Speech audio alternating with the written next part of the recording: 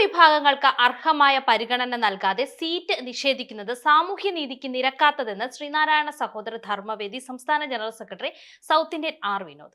കേരളത്തിലെ എല്ലാ നിയോജക മണ്ഡലങ്ങളിലും വ്യക്തമായ സ്വാധീനമുണ്ടായിട്ടും കേരളത്തിൽ ഈഴവരാതി പിന്നോക്ക വിഭാഗങ്ങൾക്ക് നേരെ മുന്നണികൾ കണ്ണടച്ചിരിക്കുകയാണെന്നും സൗത്ത് ഇന്ത്യൻ ആർ വിനോദ് പറഞ്ഞു.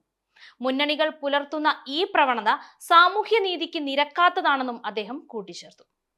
ഇക്കഴിഞ്ഞ കാലം അത്രയും SNDP യോഗത്തിന്റെ നേതൃത്വം ഇക്കാര്യത്തിൽ വേണ്ട നടപടിക്രമങ്ങൾ പാലിക്കുന്നതിൽ പരാജയപ്പെട്ടു. കേരളത്തിലെ എല്ലാ ജില്ലയിലും എന്നല്ല എല്ലാ നിയോജക മണ്ഡലങ്ങളിലും ശക്തമായ പ്രാതിനിധ്യം അവകാശപ്പെടാൻ കഴിയുന്ന പിന്നോക്ക സമുദായങ്ങൾക്ക് നാളിതുവരെയായി യാതൊരു പരിഗണനയും തെരഞ്ഞെടുപ്പിൽ നൽകാൻ രാഷ്ട്രീയ പാർട്ടികൾക്ക് കഴിഞ്ഞിട്ടില്ല. തെരഞ്ഞെടുപ്പിൽ രാഷ്ട്രീയ പാർട്ടികൾ സാമുദായിക സമവാക്യങ്ങൾക്ക് പരിഗണന നൽകിയാണ് പലയിടത്തും സ്ഥാനാർത്ഥികളെ രംഗത്തിറക്കുന്നത് എന്നത് വെറും കപടമായ വാചകം മാത്രമായി മാറിയിരിക്കുന്നു. എന്നാൽ സാമുദായിക പരിഗണനയിൽ മുന്നോക്ക വിഭാഗങ്ങൾക്കും ന്യൂനപക്ഷ സമുദായങ്ങൾക്കുമാണ് പലപ്പോഴും പ്രാധാന്യം നൽകുന്നത്. കേരളത്തിലെ ജനസംഖ്യയിൽ മുന്നോക്കം നിൽക്കുന്ന ഈഴവരാതി പിന്നാക്ക വിഭാഗങ്ങളെ പാടെ തഴയുകയും ചെയ്യുന്നു. മറ്റുള്ള സമുദായങ്ങൾക്ക് ഭരണ സംവിധാനത്തിൽ വ്യക്തമായ സ്വാധീനം ചെലുത്താൻ കഴിയുമ്പോഴും ഈഴവരാതി പിന്നോക്ക സമുദായങ്ങൾ അതിന് പുറത്താകുന്നതിനും കാരണം ഈ പ്രാതിനിധ്യമില്ലായ്മ തന്നെയാണ് എന്നതാണ് സൗത്ത് ഇന്ത്യൻ ആർ വിനോദ് പറഞ്ഞു വെക്കുന്നത്.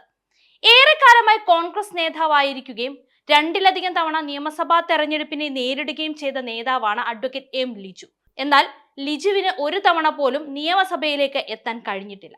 പലപ്പോഴും വിജയസാധ്യതയുള്ള മണ്ഡലത്തിൽ നിന്ന് ലിജുവിനെ അകറ്റി നിർത്തുകയും കൂടാതെ സീറ്റുകളിൽ ലിജുവിനെ പരാജയപ്പെടുത്താൻ പാർട്ടി തന്നെ മുൻകൈ എടുക്കുന്നതുമാണ് സ്ഥിരമായി നടക്കുന്നത്. ഉദാഹരണത്തിന് കഴിഞ്ഞ നിയമസഭാ തെരഞ്ഞെടുപ്പിൽ M ലിജു മത്സരിച്ച അമ്പലപ്പുഴ നിയമസഭാ മണ്ഡലത്തിൽ ഈഴവരാതി പിന്നോക്ക സമുദായങ്ങളുടെ എണ്ണം 50%.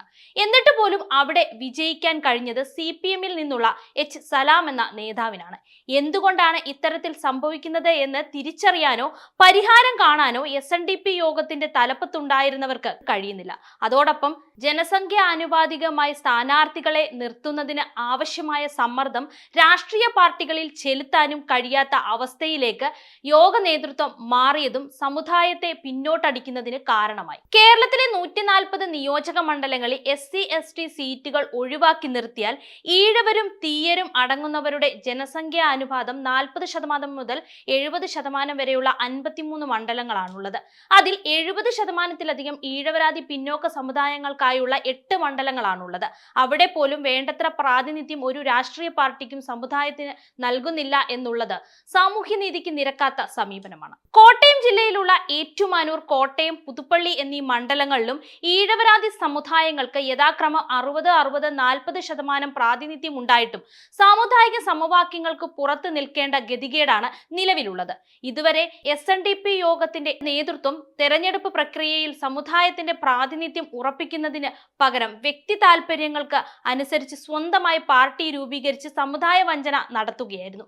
എന്നാൽ ഇന്ന് അതിന് അന്ത്യം കുറിക്കാൻ ശ്രീനാരായണ സഹോദര ധർമ്മവേദിക്ക് കഴിഞ്ഞു. ഈ സാഹചര്യത്തിൽ അടുത്ത നിയമസഭാ തെരഞ്ഞെടുപ്പിൽ ഈഴവരാതി പിന്നോക്ക സമുദായങ്ങൾക്ക് അർഹമായ പ്രാതിനിധ്യം ഉറപ്പാക്കാൻ കഴിയാത്ത പക്ഷം സമുദായത്തിൽ നിന്നും രാഷ്ട്രീയ പാർട്ടികൾക്ക് കനത്ത തിരിച്ചടി നേരിടേണ്ടി വരും.